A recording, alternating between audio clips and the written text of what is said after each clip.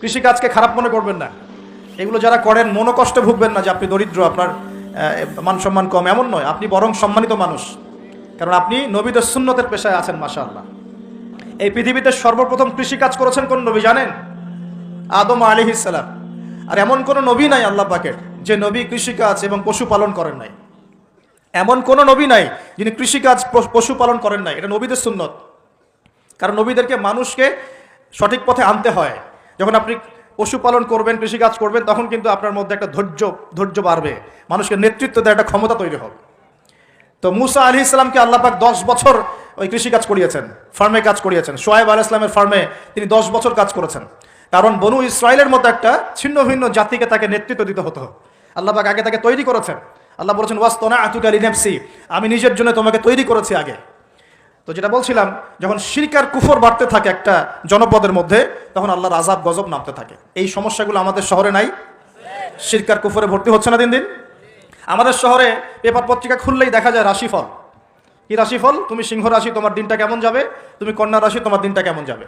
আর প্রায় মিডিয়াগুলো এগুলো প্রচার করে না? এই সব মোশরেক মিডিয়া, এগুলা সবই মোশরেক।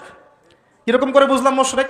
একটা ভূমিকম্প যদি হয়, বলবে না যে আল্লাহর কাছে মানুষ কত অসহায়, এরকম শিরোনাম দিয়ে সংবাদ করবে না। কি করবে? প্রকৃতির কাছে মানুষ কতই না অসহায়। আল্লাহ বললে মৌলবাদী হয়ে যাবেন, আল্লাহ বললে কি হবেন? তখন মৌলবাদী হয়ে যাবেন।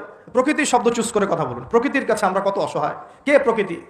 প্রকৃতি কি, কাকে বলে, কত প্রকার, কি কি সংজ্ঞা দেখ। প্রকৃতি কে? প্রকৃতিকে সৃষ্টি করলো, এটা কত প্রকার, কি কি, কে কে তাকে নিয়ন্ত্রণ করে, এগুলো বলবে না? মানুষের ব্রেইন ওয়াশ করে ফেলা হচ্ছে এগুলো দিয়ে। এই রাশিফল সবার মাথা ঢুকিয়ে দেওয়া হচ্ছে। রাশিফল, আজকের দিনটা কেমন যাবে, আজকের দিন কেমন যাবে বেটা তুমি জানো? কালকের দিন তোমার কেমন যাবে তুমি জানো? মানুষের জ্ঞান তো এতই ক্ষুদ্র যে মানুষ এটাই জানে না আগামীকাল তার সাথে কি হবে। আমাদের জ্ঞান কত ক্ষুদ্র, আমাদের জ্ঞানটা কত ক্ষুদ্র, মানুষের জ্ঞান কত ক্ষুদ্র। একটু দেখেন, আপনার নিজের সাথে আগামীকাল কি হবে আপনি তাই জানেন না। কে গ্যারান্টি দিতে পারবে সে তার সাথে আগামীকাল কি হবে? যে মানুষ এটাই জানে না যে তার সামনে আগামীকাল কি হবে, সেই মহাবিশ্বের রব আল্লাহর জ্ঞানকে পরিব্যাপ্ত করতে পারবে? নাকি আল্লাহ পাকের জ্ঞানের সামনে তার জ্ঞান নিতান্তই ক্ষুদ্র? আর আমরা এখন আমাদের এই ক্ষুদ্র জ্ঞান নিয়ে মহাবিশ্বের স্রষ্টা আল্লাহর জ্ঞানকে পেনিট্রেট করতে যাচ্ছি। আল্লাহর বিধানকে চ্যালেঞ্জ করছি, আল্লাহর বিধান কোরআন সুন্নাহর বিরুদ্ধে চ্যালেঞ্জ করছি, বিভিন্ন কলাম লিখছি, বই লিখছি, বক্তব্য দিচ্ছি, লিখছি না? তাহলে আমরা কি আল্লাহ পাকের সাথে আল্লাহ দ্রোহিতা করছি না? এবং আল্লাহর রহমত নেমে আসবে না আযাব আসবে? ভালো করে মাথায় বোঝেন লেকচারগুলো। তারপরে আসেন, এই রাশিফল কি শিরক না কুফর না ঈমান, কোনটা? এগুলো শিরক না? ঢাকা শহরের অলিগলিতে এখন দেখা যায় আংটি বিক্রেতা বিভিন্ন আংটি বিক্রি করছে এবং তাকে রোগ ভালো হওয়ার গ্যারান্টি প্রদান করছে। এভাবে রোগ ভালো হয়? আংটি পরেছেন, যদি ওর উপর বিশ্বাস স্থাপন হয় যে এই আমার রোগ ভালো করবে, তাহলে শিরক হবে না ঈমান থাকবে না চলে যাবে? কি হবে? কল্যাণ অকল্যাণের মালিককে, রোগ দেওয়া ভালো করার মালিককে। এখন বলতে পারেন তাহলে কি চিকিৎসা করব না? অবশ্যই চিকিৎসা করবেন। কেন চিকিৎসা করবেন? কারণ আমাদের নবীজি বলেছেন আল্লাহ এমন কোনো রোগ নাজিল করেন নাই যার শেফাও নাজিল করেন নাই।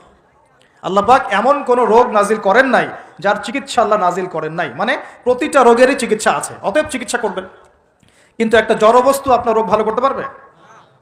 কেউ কেউ টিয়া পাখি নিয়ে রাস্তাঘাটে বসে আছে ঢাকা শহরে, এগুলো চলতে ফিরতে দেখতে পারবেন আপনি। একটু ফিলোসফার হন, চোখ দিয়ে দেখেন। ফিলোসফি খারাপ জিনিস না। ফিলোসফি মানে দর্শন, আপনাকে ভেতর থেকে দেখতে শেখাবে।